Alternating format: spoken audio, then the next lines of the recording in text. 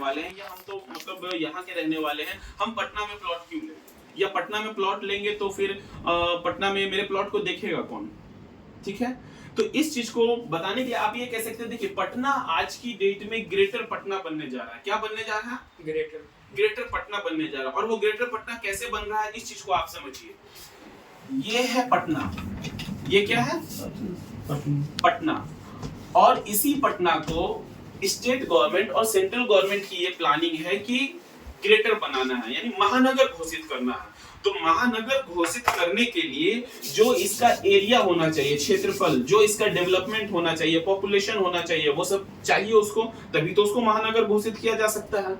तो महानगर घोषित करने के लिए क्या किया जा रहा है कि इस पटना के क्षेत्रफल को बढ़ाया जा रहा है। क्या किया जा रहा है? इसके क्षेत्रफल को बढ़ाया जा रहा है। ठीक उसी तरह जिस तरह दिल्ली को बढ़ा करके एनसीआर बनाया गया, दिल्ली एनसीआर कैसे बना? तो दिल्ली के आसपास जो भी एरिया था, चाहे वो किसी भी डिस्ट्रिक्ट का हो, सॉरी किसी भी स्टेट का हो, उसको एनसीआर में शामिल किया गया और फिर उसको डेवलप किया गया। इससे क्या हुआ? दिल्ली पर जो भार था पॉपुलेशन का वो कम हुआ, जो पॉपुलेशन थी, जो भीड़ थी, वो फैलने लगी। ठीक है, और आज की डेट में इसी एनसीआर में सबसे ज्यादा डेवलपमेंट वाला जो एरिया माना जाता है वो कौन सा एरिया माना जाता है? नोएडा। पहले नोएडा था, आज की डेट में ग्रेटर नोएडा हो गया। हालांकि नोएडा पहले भी यूपी का हिस्सा था, आज भी यूपी का हिस्सा है, लेकिन लोग उसको ग्रेटर नोएडा के नाम से जानते हैं। ठीक है, तो इसी तर्ज पर पटना को एससीआर बनाया जा रहा है। क्या बनाया जा रहा है? एससीआर, यानी पटना के 50 किलोमीटर आउटर रेडियस में, 50 किलोमीटर आउटर रेडियस में, बाहरी क्षेत्र में जो भी एरिया आएगा, चाहे वो किसी भी डिस्ट्रिक्ट का हो, उसको ग्रेटर पटना में शामिल किया जाएगा। तो अब पटना में 50 किलोमीटर के आउटर रेडियस में कौन कौन सा एरिया आ रहा है, ये हमको जानना है। तो अगर हम लोग इधर से पटना जाते हैं तो हम लोगों को कौन सा एरिया देखने को मिलता है जो 50 किलोमीटर के अंदर है? फतुहा।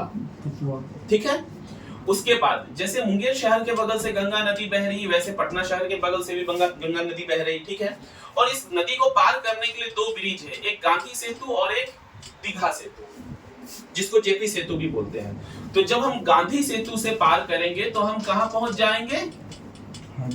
हाजीपुर। ठीक है, और दीघा सेतु से पार करेंगे तो कहां पहुंच जाएंगे? सोनपुर। उसके बाद हम लोग इधर आ जाते हैं, तो इधर कौन सा एरिया दिखता है? सरमेरा। और आगे बढ़ जाएं, कौन सा एरिया है? मसौरी। और ऊपर चले जाएं, आपका कौन सा एरिया है? नौबतपुर, बिहटा, ठीक है, मनेर। ये सारा एरिया जो है पटना को चारों तरफ से घेरे हुआ है। ठीक है, और ये सारा एरिया डेवलप होगा। ये जो सारा एरिया है, ये सारा एरिया डेवलप होगा, लेकिन कोई कम कोई ज्यादा।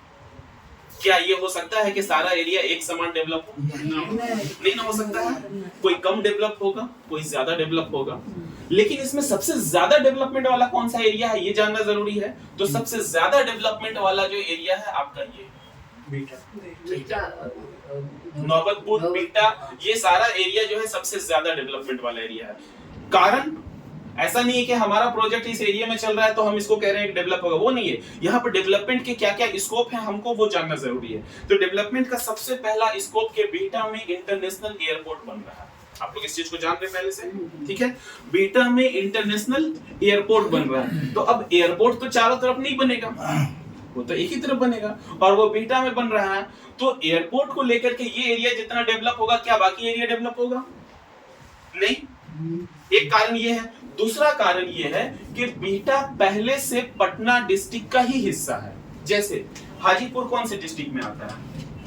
वैशाली डिस्ट्रिक्ट में। सोनपुर कहां आता है? सारण डिस्ट्रिक्ट में। सरमेरा आ जाता है नालंदा डिस्ट्रिक्ट में। ठीक है, फतुहा, मसौरी, बिहटा, नौबतपुर, मनेर ये आता है पटना डिस्ट्रिक्ट में। ठीक है, ये इतना सा हिस्सा जो है ये आ गया पटना डिस्ट्रिक्ट में। तो जब पटना डिस्ट्रिक्ट में है तो बिहटा क्यों डेवलप होगा, फतुहा क्यों नहीं डेवलप होगा? कारण फतुहा डाउन एरिया है, वहां पर पानी आता है। आप लोग कभी बाय रोड बख्तियारपुर 4 लेन से पटना गए हैं? देखते हैं दोनों साइड में पानी जमा रहता है। तो फतुहा जो है वो डाउन एरिया, वहां पर पानी आता है। लेकिन बिहटा जो है, बिहटा ऊंचाई पर है, वहां पर बाढ़ का पानी नहीं आता है।